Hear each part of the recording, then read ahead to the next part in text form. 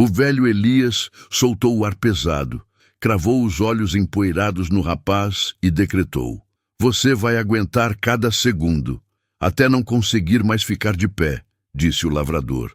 "Você lembra de um tempo em que a palavra de um homem valia mais que qualquer contrato, especialmente naquelas terras secas do sertão de Minas, onde a poeira era fina e o sol, alaranjado e cruel, queimava não apenas a pele, mas a alma. Éramos mais duros, forjados na necessidade. Foi nesse cenário de terra rachada e promessas quebradas que Arthur, um jovem de 20 anos que já carregava o peso de uma vida inteira nas costas, se apresentou na fazenda A Promessa. Ele não estava ali pedindo esmolas. Ele pedia trabalho, pedia uma chance de reaver a dignidade que a seca e as dívidas haviam roubado de sua família. Essa é uma história sobre o preço dessa dignidade e o custo da sobrevivência. Se você gosta de narrativas que tocam fundo na fibra humana, deixe seu like agora, comente de qual cidade está acompanhando essa jornada e se inscreva no canal para não perder o que Elias reservou para Arthur. Arthur estava parado diante do alpendre, os ombros magros curvados, mas a espinha reta. Ele usava a única camisa limpa que lhe restava, desbotada pelo sol e pelos incontáveis ciclos de lavagem em água de rio. O cheiro de terra molhada vinda do tanque de Elias contrastava com o aroma seco e metálico que ele carregava da estrada. Elias, sentado em sua cadeira de balanço de jacarandá, parecia esculpido na mesma madeira resistente. Ele era um homem que não precisava levantar a voz para ser ouvido. Sua autoridade residia na quietude de seu olhar, que parecia penetrar as intenções mais escondidas. Elias não convidou Arthur a sentar, nem lhe ofereceu água, um sinal claro de que o tempo ali era um luxo que só o trabalho justificava. Ele apenas observou Arthur, em silêncio prolongado que se esticou como uma sombra na tarde. As cigarras zuniam alto nas mangueiras, preenchendo o vazio da conversa. Arthur quebrou o silêncio, a voz rouca pela poeira e pela ansiedade. "Seu Elias, eu preciso de um emprego, qualquer coisa. Eu sou forte, aprendo rápido, não tenho medo de serviço pesado." Elias, sem mover um músculo do rosto, inclinou ligeiramente a cabeça. "Trabalho eu tenho, rapaz. Trabalho que dobra o mais teimoso. Trabalho que te faz ver o sol nascer 3 vezes antes do meio-dia. Mas você não está procurando só trabalho, está? Você está procurando salvação, Arthur. E salvação tem um preço que nem todo mundo aguenta pagar." O coração de Arthur apertou. Ele sabia que Elias era conhecido por sua dureza, mas também por sua justiça singular. Ele nunca explorava, mas exigia o limite. "Minha mãe está doente, seu Elias. A casa se foi. Eu só preciso de dinheiro para começar de novo. Me diga o que fazer e eu faço." Elias fechou os olhos por um momento, absorvendo o calor da tarde. Quando os abriu, a expressão era a de quem estava prestes a assinar uma sentença. "Dinheiro? Contrato? Não. Eu lhe darei mais do que dinheiro se você provar que merece. Eu lhe darei a sua dignidade de volta. Mas não será fácil nem rápido. Eu não confio em palavras bonitas, Arthur. Eu confio em calos e em suor. Eu confio na capacidade de um homem de se levantar de manhã, sabendo que vai sentir dor em cada fibra do corpo." Ele apontou com o queixo para o lado leste da fazenda, onde uma cerca de arame farpado estava inacabada, estendendo-se pela vasta chapada vermelha. "Vê aquela cerca? Amanhã, ao nascer do sol, você começa a fincar as estacas. 300, não postes de eucalipto tratados, não. Estacas de aroeira, as mais pesadas, no chão mais duro que há por aqui. E não quero que você pare. Não para beber água, não para descansar, não para respirar fundo. Você só vai parar quando o sol se pôr e você não conseguir mais ficar de pé." O desafio era insano. 300 estacas de aroeira exigiam semanas de trabalho, não um dia. A aroeira era densa como ferro e a terra castigada pela seca era quase cimento. Os olhos de Arthur se arregalaram. Era uma tarefa para 5 homens em 3 dias, não para um jovem sozinho em apenas um. Eu lhe darei comida, um teto simples e a promessa de que se você cumprir a tarefa, se você realmente fizer o que eu mandei até o limite, você terá a sua salvação. O que você ganha no final eu decido, mas o que você perde se falhar é tudo o que ainda lhe resta de esperança. Elias fez uma pausa. Os lábios se curvaram ligeiramente no que parecia um sorriso amargo. Você vai aguentar cada segundo até não conseguir mais ficar de pé, disse o lavrador, sua voz agora mais baixa, quase um sussurro, mas carregada de peso. Arthur engoliu em seco. Não havia negociação. A alternativa era voltar para a estrada, sem nada, condenando sua mãe e o que restava de seu futuro. Ele respirou fundo, absorvendo o cheiro de terra quente e grama seca, e assentiu. Eu aceito, seu Elias. Eu finco essas estacas e eu aguento. Aquele aperto de mão foi o único contrato. A mão de Elias era como lixa, dura e inflexível. Arthur sentiu-se pequeno, mas naquele momento, pela primeira vez em meses, sentiu-se desafiado, não derrotado. A primeira noite na fazenda foi curta. Elias lhe deu um catre de lona em um barraco de ferramentas, ao lado do cheiro forte de óleo diesel e couro velho. Arthur não comeu muito, o estômago embrulhado pela ansiedade.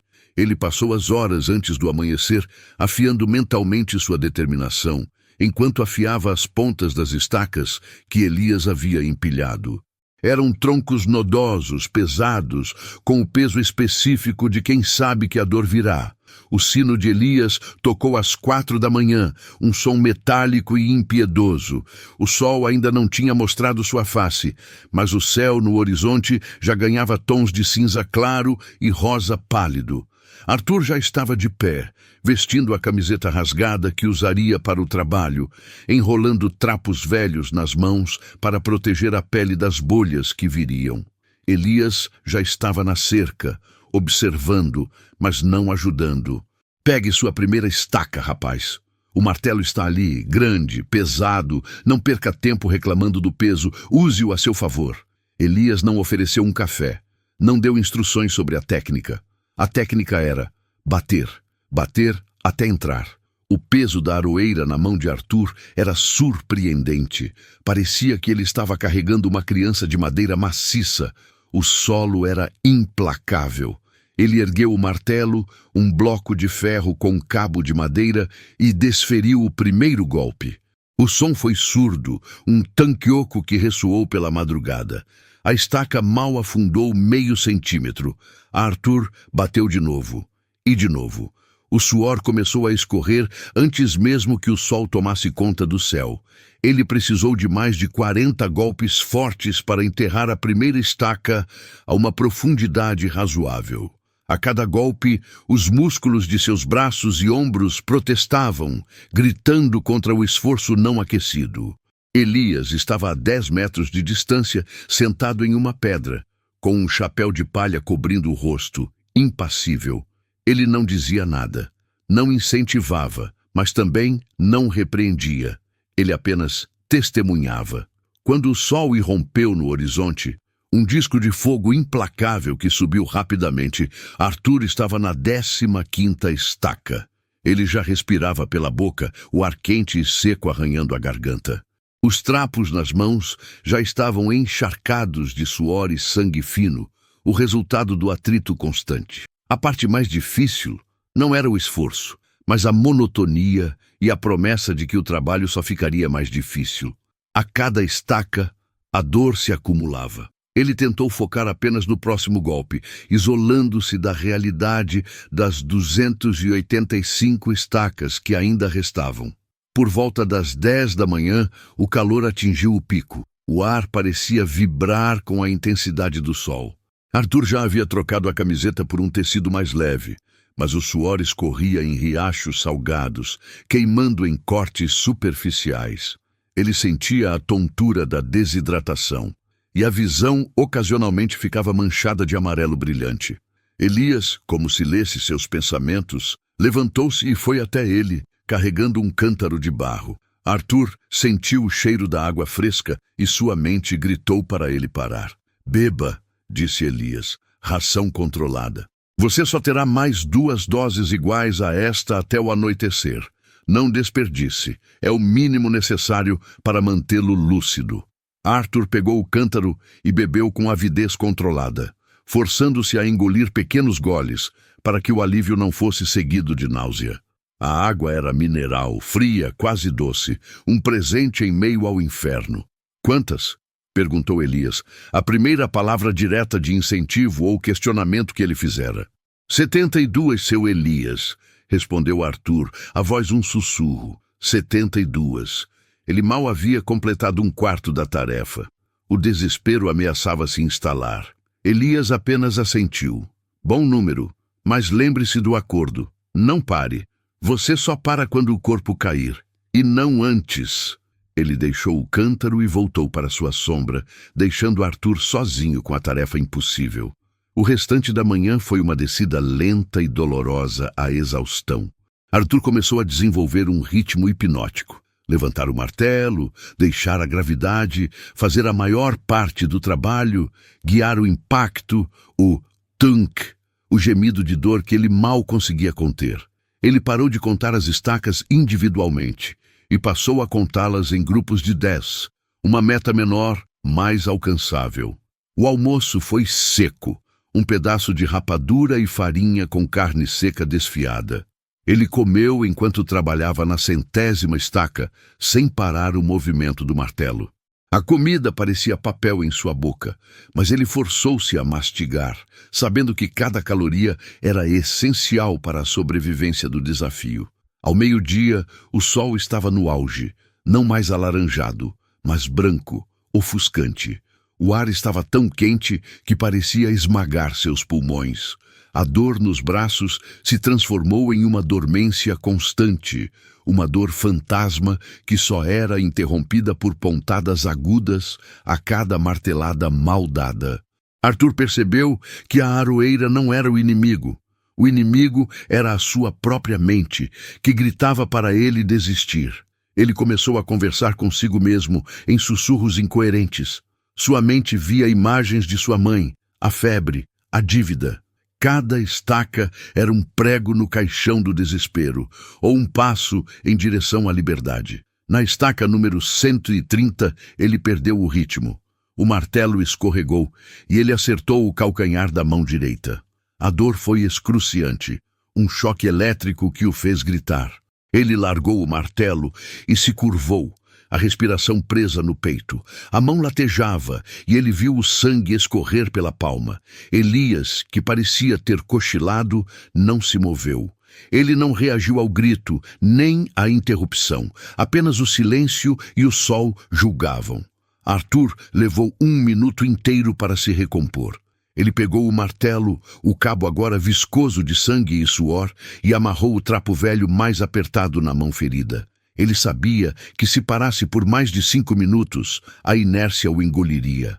Ele não estava mais trabalhando pela força, mas pela teimosia. Ele recomeçou, mais lento, mais cuidadoso, transformando a dor aguda em um ruído de fundo. Às 2 da tarde, ele alcançou a marca de 150 estacas, exatamente a metade. O peso no peito era gigantesco. Ele estava esgotado. Mas o sol ainda estava alto, e ele sabia que as horas que se seguiriam seriam as mais difíceis. Quando Elias lhe trouxe a 3ª e última dose de água, por volta das 3 da tarde, ele estava cambaleando. A camisa estava completamente molhada, a poeira grudada na pele, formando uma pasta marrom. Os lábios estavam rachados e brancos. Falta muito, Arthur, disse Elias, a voz carregada de uma estranha compaixão que contrastava com sua dureza. Eu sei, seu Elias. Arthur mal conseguia abrir a boca. Você prometeu aguentar até não ficar mais de pé. Se você cair por escolha, a promessa está quebrada, e você volta de onde veio.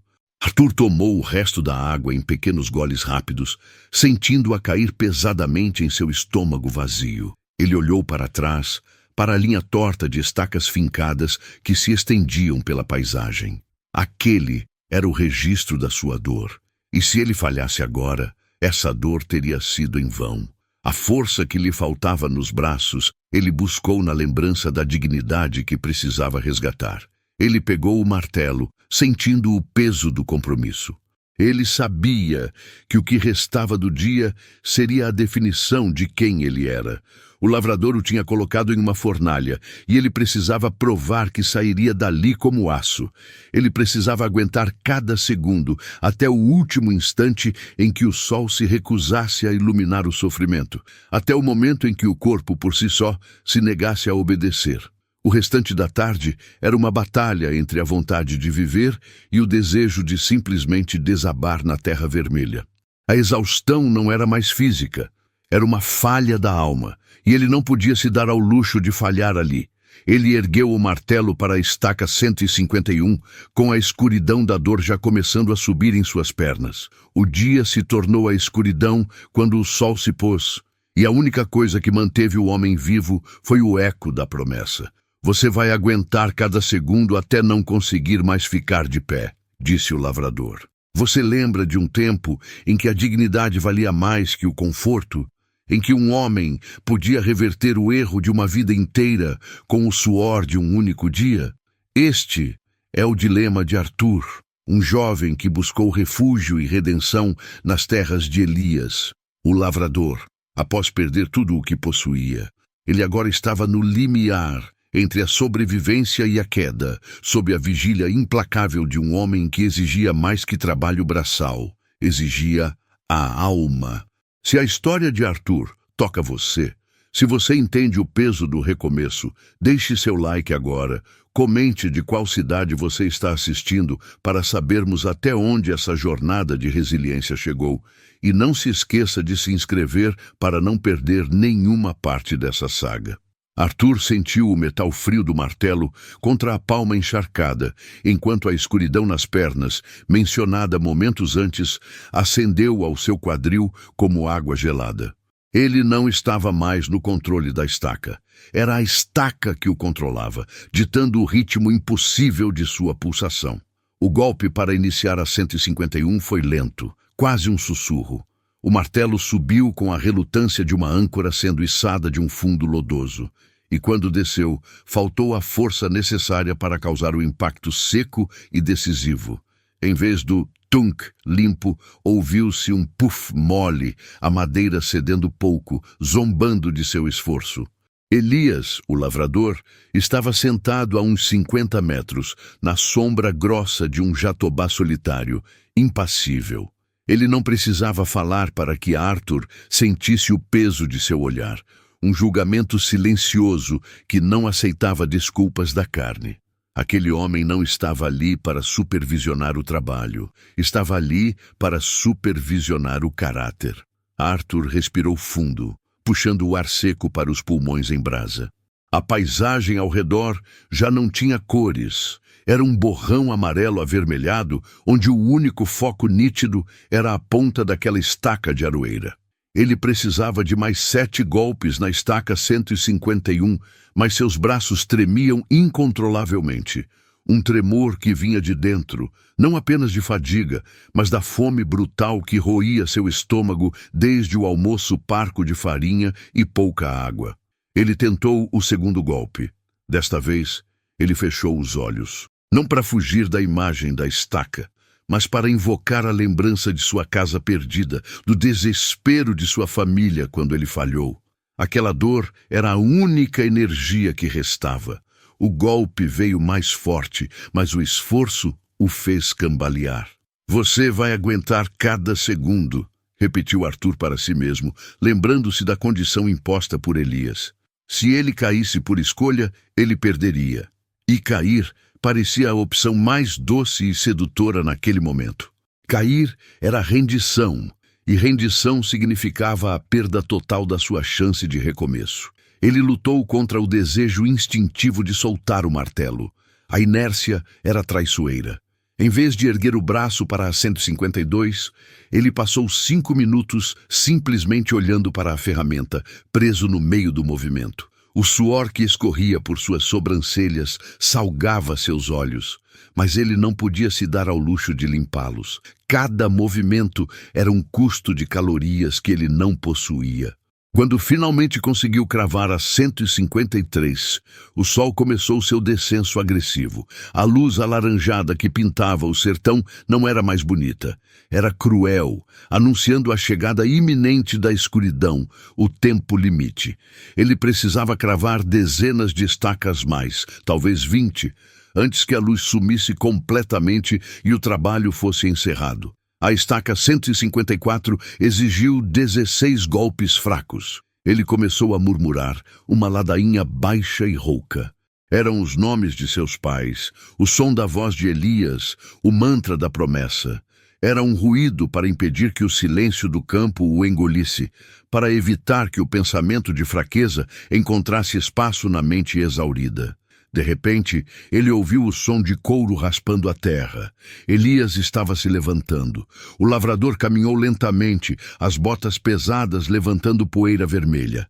Arthur estremeceu por dentro, sabendo que a proximidade de Elias não era sinal de misericórdia, mas de fiscalização final. Elias parou a apenas 2 metros de Arthur, cruzando os braços fortes. O cheiro de tabaco e terra molhada que emanava do lavrador era um contraponto à aridez do ambiente. "Você está lento, rapaz", disse Elias, a voz baixa e áspera, sem sombra de emoção. "O sol não espera pela sua hesitação." Arthur tentou responder, mas sua garganta estava tão seca que apenas um grunhido rasgou. Ele balançou a cabeça, forçando o martelo para cima novamente. "Não me olhe", continuou Elias, seu tom ainda mais grave. "Olhe para a terra que você quer.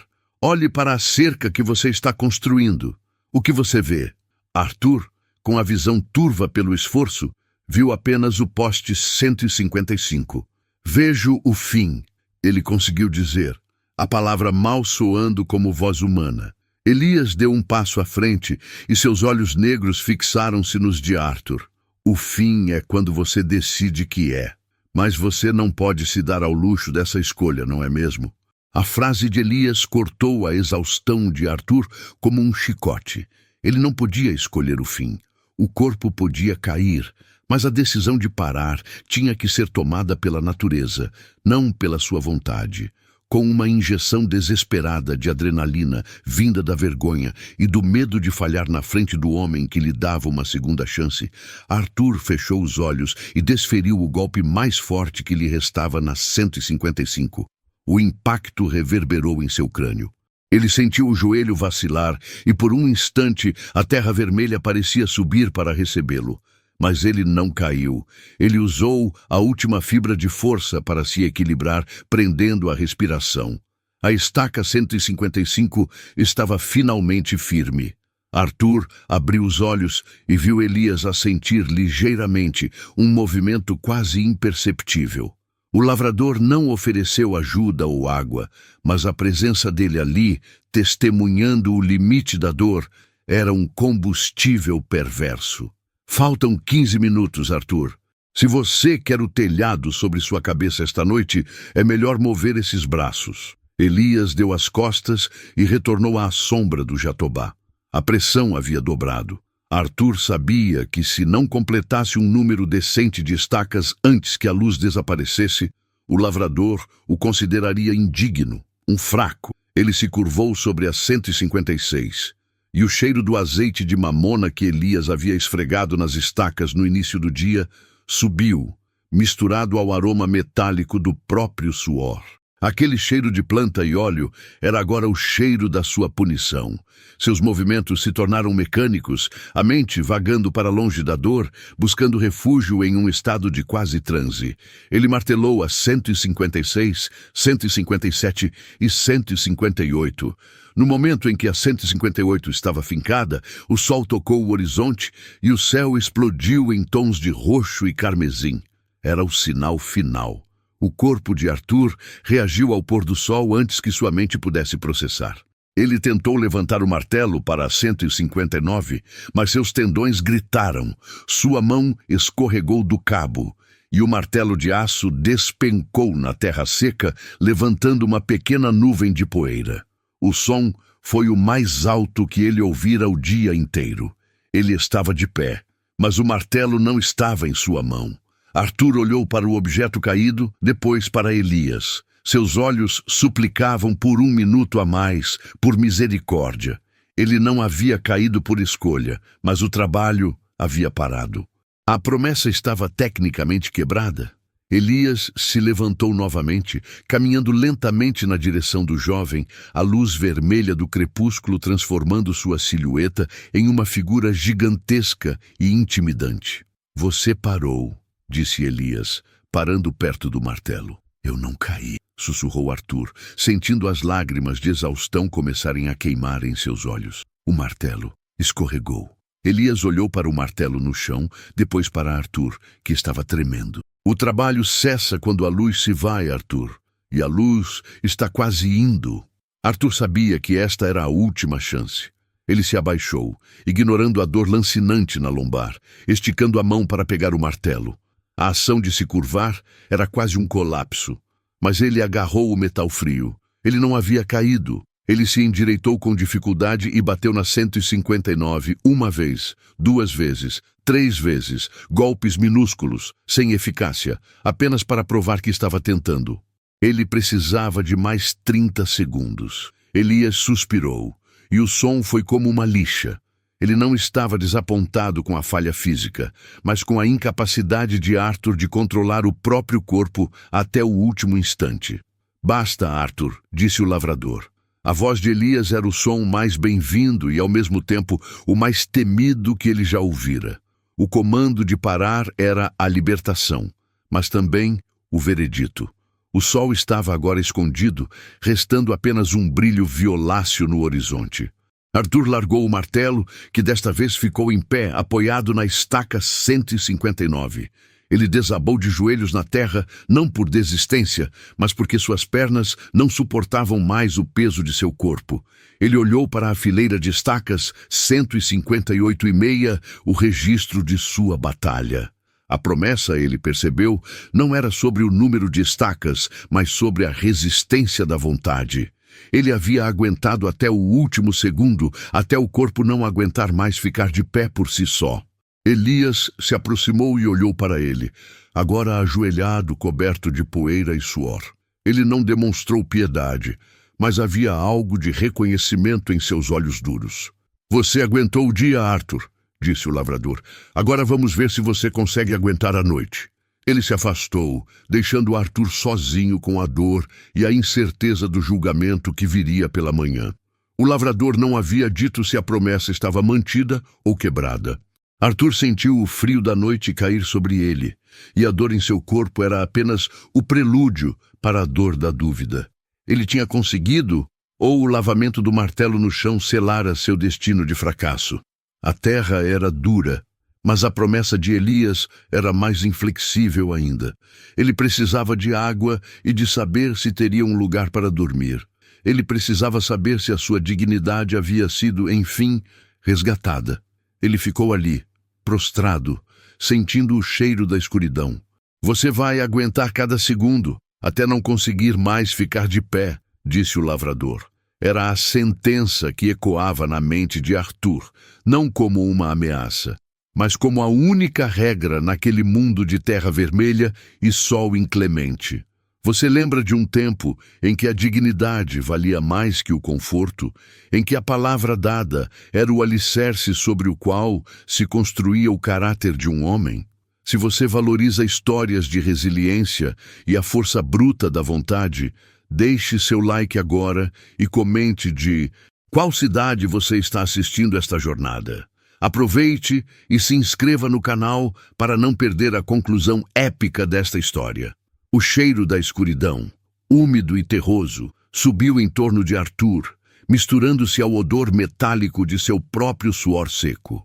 Seus músculos gritavam em uma cacofonia lancinante. Ele estava prostrado, ajoelhado ao lado da última estaca, a que ele não conseguiu fincar.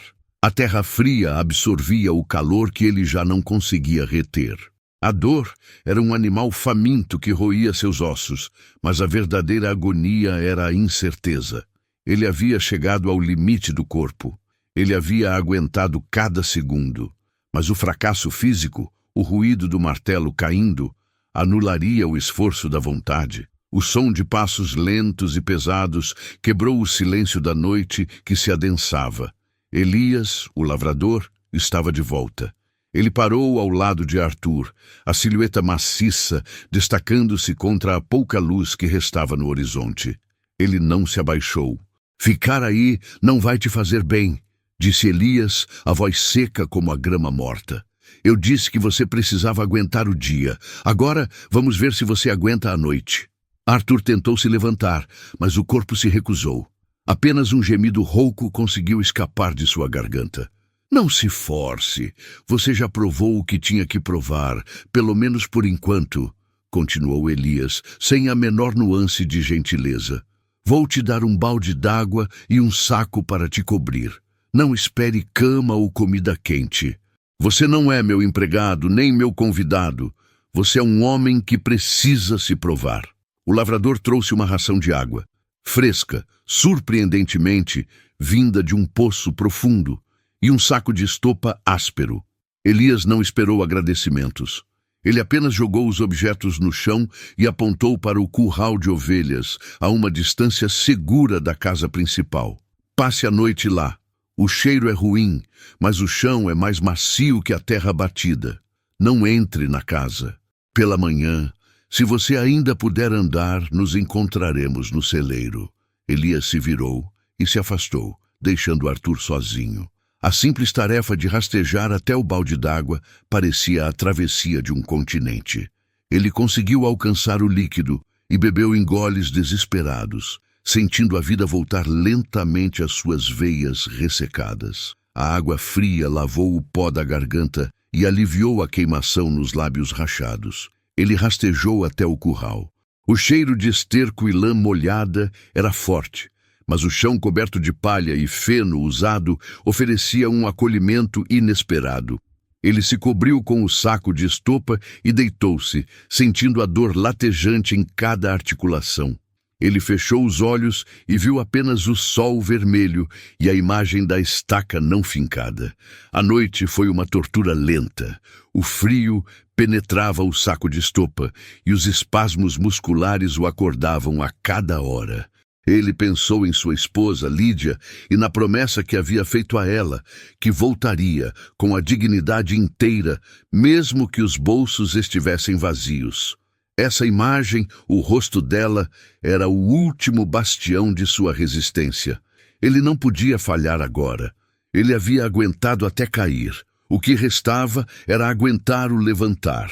Ao amanhecer, o sol ainda não havia rompido a crista das montanhas, mas o céu já ostentava um tom cinza rosado pálido.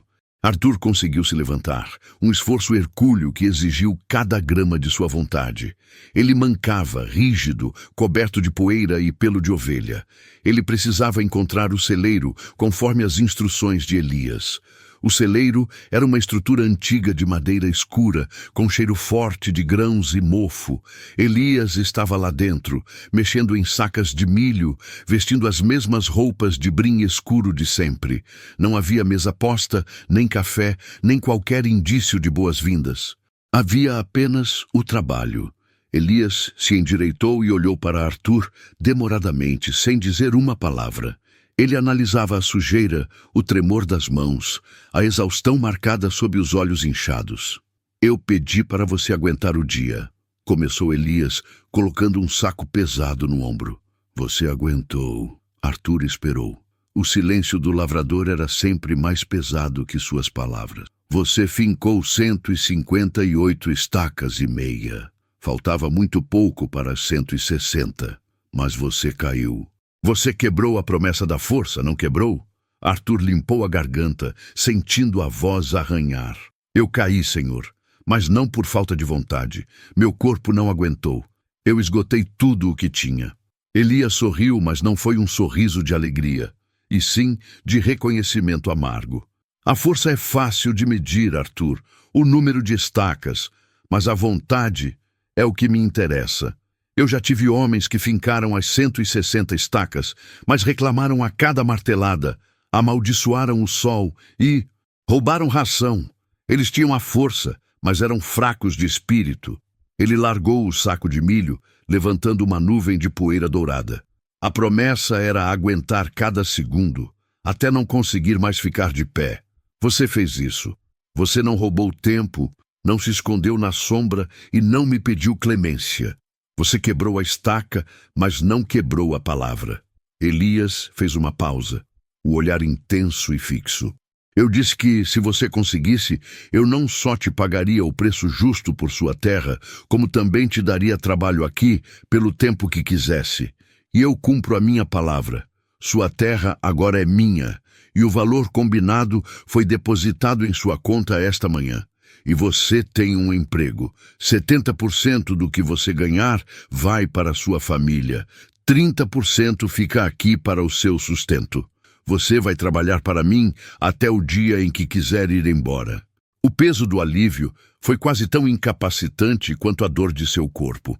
Arthur sentiu os olhos marejarem, não por tristeza, mas por uma súbita e avassaladora onda de reconhecimento. Sua dignidade estava intacta. Ele havia vencido a primeira batalha. Obrigado, Elias.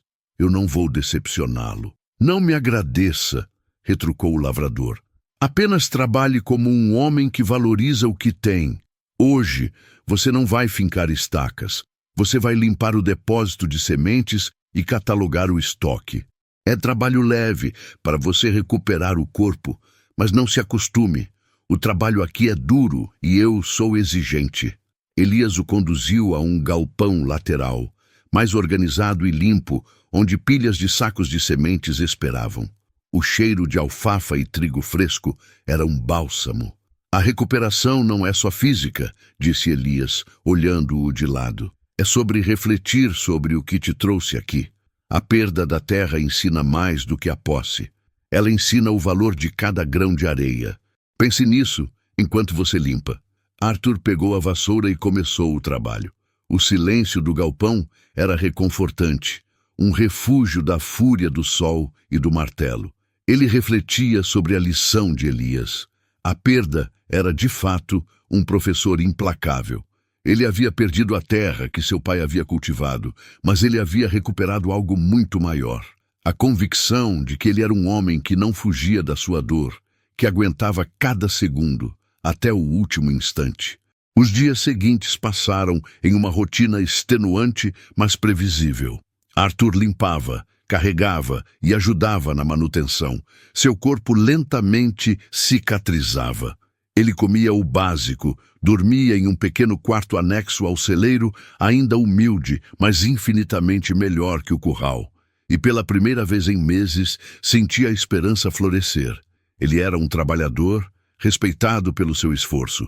Elias o observava à distância, nunca dando elogios, mas sempre garantindo que o trabalho era feito corretamente. Ele falava pouco sobre o passado de Arthur, mas fez uma única pergunta que ressoou profundamente. Por que você se afundou tanto, Arthur? Por que esperou até o último dia para lutar? Arthur limpava o pó de um moinho e respondeu sem desviar o olhar. Eu me afundei na negação, Elias. Eu achava que o trabalho normal, o trabalho honesto de sempre, seria suficiente para pagar as dívidas. Eu neguei que o mundo tinha mudado. A esperança me cegou. Elias assentiu lentamente.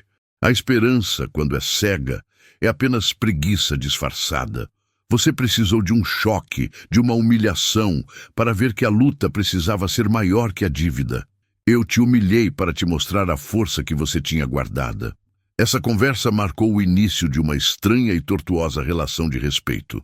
Arthur não idolatrava Elias, mas entendia que o lavrador era um homem de princípios duros, que exigia o máximo, mas que pagava o preço da dignidade.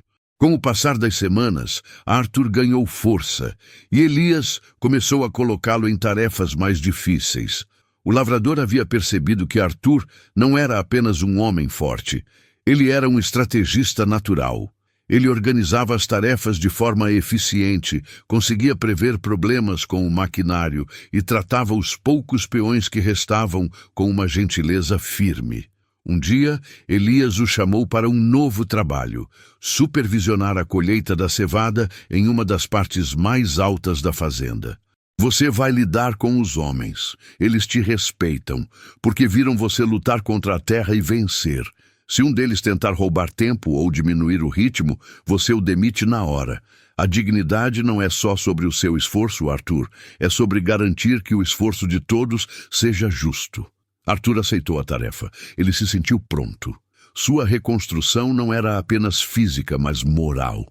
Ele havia passado pelo fogo do martelo e da estaca, e agora ele emergia como um novo líder. Ele sabia que o dinheiro voltaria com o tempo, mas a lição de Elias, a de aguentar cada segundo até o corpo falhar, era o verdadeiro tesouro. Ele havia encontrado sua força. Ele sabia que, mesmo se perdesse tudo novamente, ele teria a capacidade de se levantar. Ele tinha se provado à terra e, mais importante, a si mesmo. Ele tinha o respeito do lavrador, e isso, ele sabia, era um pagamento que superava qualquer valor material. A reconstrução da sua vida estava apenas começando. Ele tinha um propósito e a chance de voltar para a sua esposa de cabeça erguida, e ele não desperdiçaria mais um segundo. Ele se virou para encarar o campo de cevada dourada, o sol agora alto no céu, sentindo o cheiro da esperança no ar. Você vai aguentar cada segundo até não conseguir mais ficar de pé, disse o lavrador. Ecoava na mente de Arthur como um juramento solene, não uma ameaça. Você lembra de um tempo em que a fraqueza era vista como uma falha moral, não apenas física? É nesse abismo de autodescoberta que Arthur, o antigo empresário falido, se encontrava, agora transformado em capataz de uma terra que ele antes desprezava. Ele se virou para encarar o campo de cevada dourada, o sol agora alto no céu, sentindo o cheiro da esperança no ar, uma esperança suada, conquistada com o peso da enxada. Se você está acompanhando essa jornada de resiliência e transformação, preciso que deixe seu like, comente de qual cidade está assistindo para sentirmos a força da nossa comunidade e se inscreva no canal para não perder o final épico desta jornada. A primeira semana de Arthur como capataz foi um teste de fogo não de força bruta, mas de caráter. Ele herdou uma equipe de homens calejados, muitos dos quais viam o trabalho como uma série de pausas estendidas e movimentos lentos. Eles o haviam respeitado no campo, vendo-o suportar o mesmo sol e a mesma dor, mas o respeitariam na gestão, onde a caneta tinha mais poder que o machado. Arthur não deu margem para dúvidas. No dia seguinte, logo ao amanhecer, quando o orvalho ainda cobria a folhagem de um brilho azulado, ele reuniu os 12 homens na porta do celeiro. O cheiro de diesel e feno pairava no ar úmido. Ele não gritou. Sua voz era grave e calma, mas carregada de uma autoridade recém-adquirida que vinha da verdade experimentada. O Elias me colocou aqui para garantir que cada hora trabalhada seja justa. Justa para vocês, que dependem desse salário, e justa para a terra, que exige nosso respeito. Eu não me importo se vocês vieram da cidade ou se nasceram aqui. Só me importo com o trabalho. Quem estiver doente ou fraco, vá para casa. Quem vier para cá e tentar roubar tempo, estará roubando a dignidade de quem realmente está aqui para suar. E essa pessoa estará fora, sem aviso, sem segunda chance. Os olhos dos homens, acostumados à complacência dos capatazes anteriores, piscaram. Mas eles viram em Arthur o homem que quase desmaiou sob o sol, que se levantou na hora em que o corpo pediu cama. Eles sabiam que ele falava sério. A primeira crise veio com Zeca, um homem robusto, conhecido por desaparecer atrás da moita para longas conversas com seu cachimbo. Na quarta-feira, Zeca sumiu por quase 40 minutos. Arthur o encontrou sentado, olhando o céu, enquanto o resto da equipe lutava para desatolar o trator. Zeca, Arthur chamou a voz baixa. O que você está fazendo? Zeca se levantou, tentando limpar o chapéu. Ah, capataz, Só estava conferindo a cerca. Pareceu frouxa ali perto do riacho. O olhar de Arthur não vacilou. Ele conhecia a cerca. Ele a havia reforçado pessoalmente um mês antes. Ele sentiu o calor subindo pelo pescoço, mas a raiva antiga e explosiva não veio. Em seu lugar, veio a firmeza fria do princípio. Você sabe o que significa a palavra dignidade, Zeca? É sobre valorizar o seu tempo e o tempo dos outros. 40 minutos de folga é o mesmo que pegar dinheiro do bolso do seu vizinho. Você está demitido. Zeca ficou branco. Tentou argumentar, implorar. Capataz, por favor, a família espera que você traga para casa dinheiro honesto, Zeca. Não o suor de quem ficou no seu lugar. Suas contas serão acertadas no fim do dia com o Elias. Vá. Arthur viu a vergonha misturada com a fúria nos olhos de Zeca, mas ele se manteve firme, lembrando-se das palavras de Elias. A força é manter o justo, mesmo que doa. Quando Zeca se afastou, os outros homens voltaram ao trabalho com um vigor renovado. A mensagem tinha sido entregue sem gritos, apenas com consequências. O campo de Elias se tornou, em poucas semanas, um exemplo de eficiência. A colheita que se aproximava prometia ser abundante. Com o sucesso na fazenda, o peso da vida corporativa foi desaparecendo, substituído por uma satisfação concreta.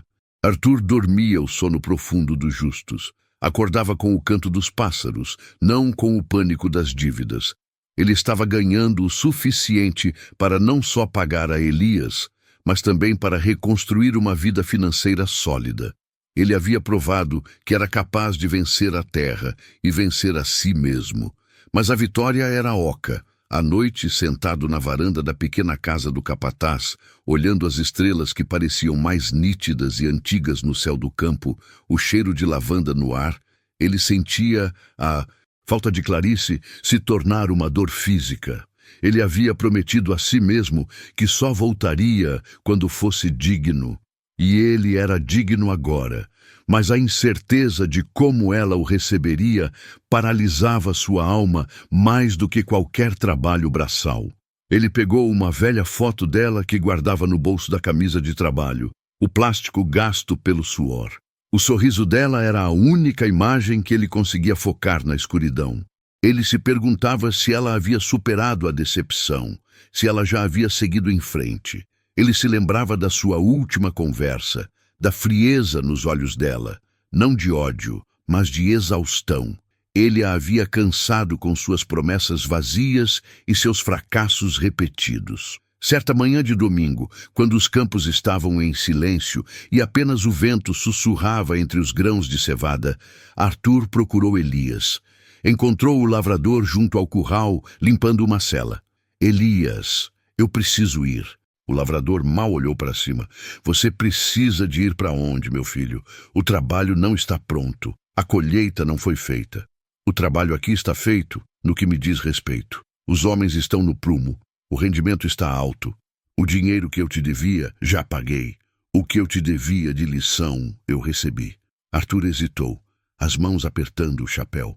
Preciso ir para casa. Preciso ver Clarice. Elias parou de esfregar o couro. O cheiro de graxa de sela se misturou ao cheiro de esterco. Ele pousou o pano e olhou para Arthur com aqueles olhos castanhos profundos que pareciam ler a alma. Você não precisa de dinheiro, Arthur. Você precisa de coragem. O dinheiro você sempre pode fazer.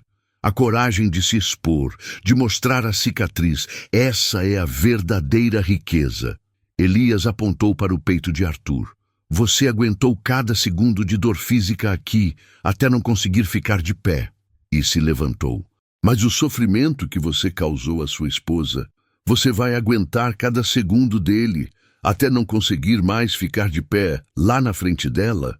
As palavras de Elias perfuraram a armadura de sucesso de Arthur. O lavrador não estava perguntando se Arthur suportaria o desprezo de Clarice. Estava perguntando se ele aguentaria a dor de reconhecer o erro, de não se defender, de apenas aceitar o dano que havia causado.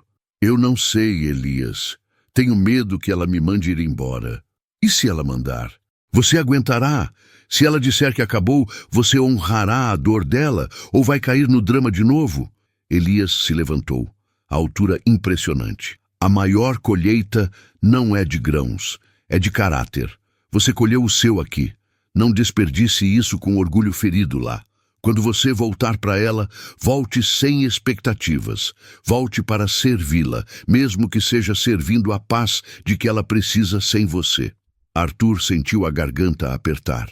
Ele havia reconstruído o corpo, a moral, mas o medo do julgamento final de Clarice era o último resquício de sua antiga covardia. Elias sorriu, um sorriso raro e bondoso. Ele caminhou até um canto do celeiro e pegou uma pequena caixa de madeira, muito antiga, com incrustações de latão. Você me pagou com juros e me deu um exemplo de liderança que vai beneficiar esta fazenda por anos. Mas o que eu te dei foi mais do que trabalho. Elias abriu a caixa. Dentro havia um pequeno maço de notas dobradas e um pedaço de ferro polido, que Arthur reconheceu imediatamente. Era a ponta da estaca que Elias o havia forçado a martelar no primeiro dia, aquela que simbolizava a resistência implacável contra o solo duro. Este dinheiro é seu, Arthur, para a viagem, mas a estaca... Elias tirou o ferro da caixa, entregando-o a Arthur. A ponta estava lisa de tanto uso e carinho. Esta estaca é o seu lembrete. O mundo, e especialmente as pessoas que amamos, vão te testar. Elas vão te forçar a martelar contra uma resistência que parece impossível de quebrar. Mas você sabe agora que pode aguentar. Você sabe que a estaca entra. Não force a porta de Clarice, Arthur. Deixe ela te ver, deixe ela sentir a diferença. Arthur segurou o peso frio do ferro na palma da mão calejada. Aquele objeto, antes símbolo de seu desespero e humilhação, agora representava a base de sua nova vida. Ele se sentiu pronto para a dor, para o não, para a rejeição. Ele não voltava para implorar, mas para oferecer. Ele se despediu de Elias com um abraço forte, o cheiro de terra e suor de ambos se misturando. Ele sabia que estava deixando para trás um mentor, um pai, que lhe havia ensinado o valor do esforço além da recompensa material. Ao se afastar da fazenda, Arthur não pegou o ônibus. Ele comprou uma passagem de trem. Queria que a viagem fosse lenta, que lhe permitisse absorver a mudança de paisagem e a mudança interna. Ele olhava pela janela do vagão, vendo os campos verdes darem lugar lentamente às periferias cinzentas da metrópole. O cheiro de poluição e o ruído dos carros substituíram o silêncio e o perfume do campo. Ele vestia roupas simples, limpas e gastas, nada da ostentação de ternos caros de seu passado. Ele era, finalmente, ele mesmo. Ao chegar à cidade, o caos e a pressa o atingiram. As pessoas pareciam todas correndo de algo ou para algo, sem o foco firme que ele havia aprendido a ter. O contraste era brutal. Ele sentiu uma ponta de nojo pelo mundo que ele antes idolatrava. Ele pegou um táxi para o bairro onde morava, o coração batendo forte no peito, mais acelerado do que quando martelava sob o sol do meio-dia. Ele tinha a estaca de ferro no bolso interno, um peso constante e reconfortante. A casa deles parecia menor, mais vazia. As roseiras que Clarice tanto amava estavam florescendo em tons de vermelho e amarelo intenso. Ele saiu do táxi e pagou o motorista. Suas pernas tremeram ligeiramente quando ele parou diante do portão. Ele não tinha ligado, não tinha escrito. Ele apareceu. Uma surpresa. Uma chance para ela reagir de forma crua e verdadeira, sem tempo para construir defesas. Arthur respirou fundo. O cheiro de jasmim vinha do jardim do vizinho. Ele podia ouvir a música clássica suave que Clarice sempre ouvia. Ela estava em casa. Ele tocou a campainha. Uma vez. O som vibrou em sua espinha. Ele esperou, o tempo se arrastando. Ninguém atendeu. Ele tocou de novo, um pouco mais forte. Finalmente a porta se abriu. Clarice estava parada ali. Ela estava mais magra, o cabelo um pouco mais curto. O vestido azul que ela usava, acentuava a palidez de seu rosto. Por um segundo, os olhos dela, tão expressivos, ficaram vazios, como se estivesse vendo um fantasma. Não havia raiva imediata, apenas um choque profundo, misturado com algo que ele não conseguia identificar. Talvez alívio, talvez pena. Arthur, ela sussurrou, o nome saindo com a dificuldade de quem desenterra uma lembrança dolorosa. Ele não conseguiu falar as frases ensaiadas. O nó em sua garganta era a soma de todos os seus fracassos. Ele viu a dor em seu olhar, a dor que ele havia infligido, e a lição de Elias o atingiu com força total. Ele tinha que aguentar cada segundo daquela dor. Ele apenas estendeu a mão, não para tocá-la, mas para mostrar a mão calejada e a ponta da estaca de ferro que ele segurava. Eu voltei. Ele conseguiu dizer a voz rouca, sem a prepotência do passado, sem a promessa do futuro. Eu voltei para te dizer que eu entendi. Eu sei o que eu fiz. Eu sei o que eu perdi. A dor que ele sentiu ao vê-la era a confirmação de que você vai aguentar cada segundo, até não conseguir mais ficar de pé, disse o lavrador. E só então a reconstrução seria possível. Você lembra de um tempo em que as palavras pareciam ter perdido o peso, trocadas por promessas vazias e fugas covardes? Éramos todos espectadores daquele homem, Arthur, que acreditava poder enganar o destino e a si mesmo. Mas a vida, assim como o campo, sempre cobra o que lhe é devido. E a lição veio de onde ele menos esperava, na figura de um lavrador sábio e na quietude da terra trabalhada. Se a história de Arthur e Clarice, a história de resiliência e recomeço, está tocando você, deixe seu like agora mesmo e comente de qual cidade você está assistindo. Isso ajuda nosso canal a crescer e a levar essas narrativas adiante. E não se esqueça de se inscrever. Arthur segurava a estaca, o ferro frio e pesado parecendo absorver o calor de sua mão calejada. Seus olhos, antes cheios de orgulho ferido, agora exibiam apenas cansaço e uma verdade brutal. Ele esperava gritos, choro, a porta batida em seu rosto. Não esperava o silêncio de Clarice. Eu perdi mais do que dinheiro, Clarice. Eu perdi a noção de quem eu era. Eu perdi a chance de estar aqui, te protegendo, te ajudando. Ele continuou, sua voz um sussurro áspero que rasgava o silêncio do crepúsculo. Os vizinhos, se estivessem espiando, não ouviriam nada. Apenas o vento frio que descia da serra. Clarice deu um passo para trás, não em repulsa, mas como se estivesse tentando enxergar através dele, procurando por vestígios do velho Arthur, o irresponsável. Ela notou a sujeira nas unhas dele, a camisa surrada que não era dele, a magreza da face. O ferro da estaca parecia um símbolo de sua nova vida, forçada e dura. Elias te encontrou, ela afirmou, não como uma pergunta, mas como a única explicação possível. Ele me ensinou a trabalhar, Clarice. Me ensinou que o valor não está no que você tem, mas no quanto você aguenta. Ele disse que eu teria que aguentar cada segundo até não conseguir mais ficar de pé. E eu aguentei. No início, era só para fugir da cadeia, do medo. Depois, era para entender o que você sentia aqui, sozinha, enquanto eu estava lá fora, fugindo do meu dever. As lágrimas vieram finalmente, mas não as dele. Os olhos de Clarice se encheram, não de raiva, mas de uma dor acumulada que ela havia guardado sob a couraça da sobrevivência. Ela não chorou alto, apenas deixou que as lágrimas deslizassem silenciosamente pelas bochechas pálidas. Eu precisei ser forte, Arthur. Eu vendi a égua, vendi a carroça. Tive que vender a terra da plantação de milho, só para não deixar faltar nada para o meu pai. E para ter certeza de que, se você voltasse, você não teria para onde fugir. Tive que cortar o que tínhamos para sobreviver. A revelação o atingiu como um golpe físico. Ele havia fugido de um fardo, e ela o havia carregado, e pior, sacrificado a própria segurança para garantir que o que restava da herança fosse preservado.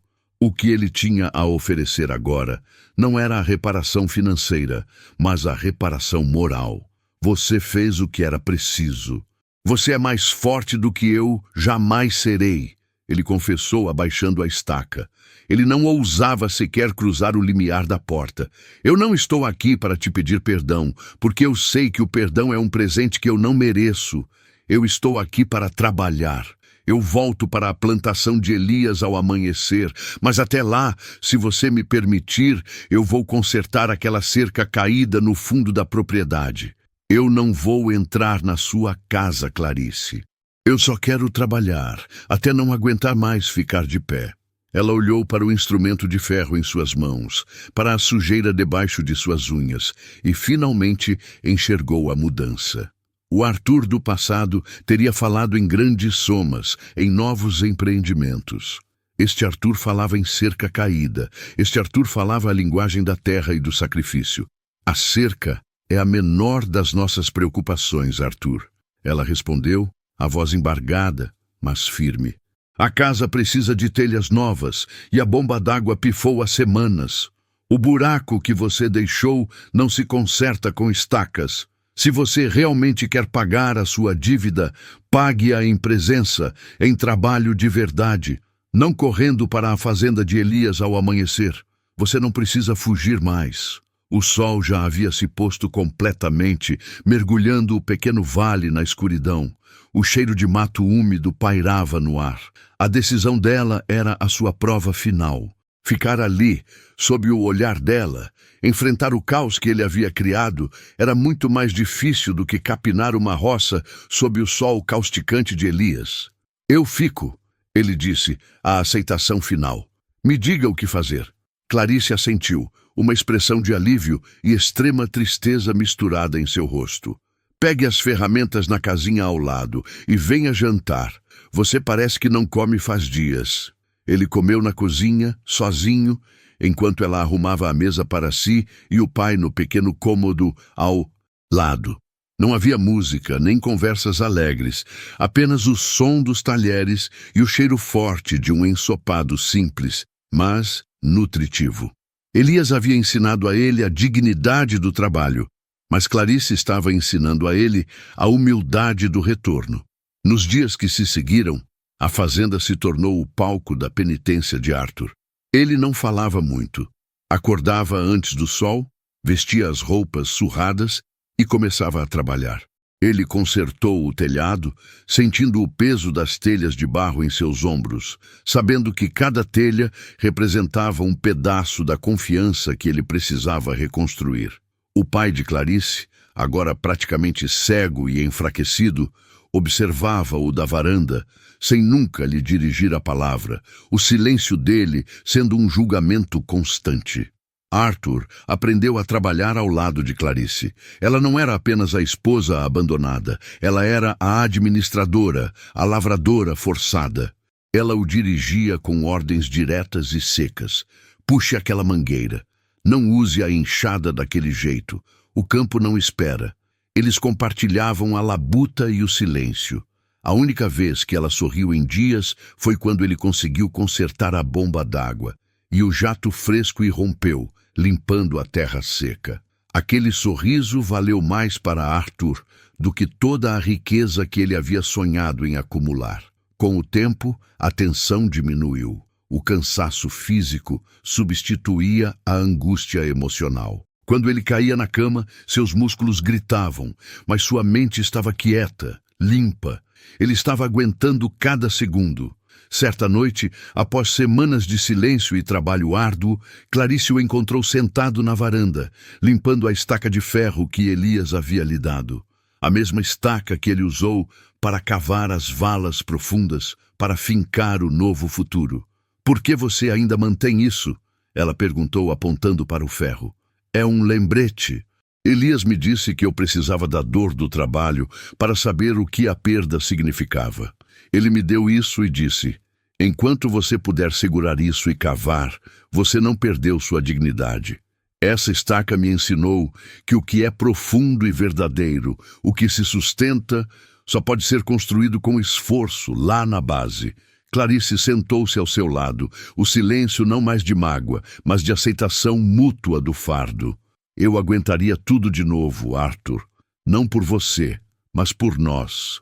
Eu sempre soube que você era capaz de ser este homem, ela disse, inclinando a cabeça no ombro dele, um gesto que era mais um alívio do que um perdão. A reconstrução levou meses. Eles não se tornaram ricos, mas encontraram a prosperidade na estabilidade e no amor forjado na resiliência. O lavrador tinha razão. A dor era inevitável, mas a forma como você a enfrentava definia quem você se tornaria. Arthur descobriu que a força verdadeira não estava em evitar a queda, mas em ter a coragem de levantar-se e fincar os pés novamente no chão que ele havia abandonado. A vida na fazenda nunca mais foi fácil, mas agora era compartilhada. E a cada amanhecer, quando o sol tocava a terra úmida, eles se olhavam, sabendo que haviam sobrevivido ao pior. Aquele era o verdadeiro tesouro. A certeza de que haviam aguentado, até que pudessem ficar de pé, juntos, sobre o solo fértil de sua nova vida. E se essa história de recomeço e resiliência tocou você, não se esqueça de deixar o seu like, se inscrever no canal para não perder as próximas narrativas emocionantes e compartilhar com quem precisa de uma mensagem de esperança. Obrigado por ter acompanhado a jornada de Arthur até o fim. Fique ligado, pois a próxima história está chegando para emocionar você.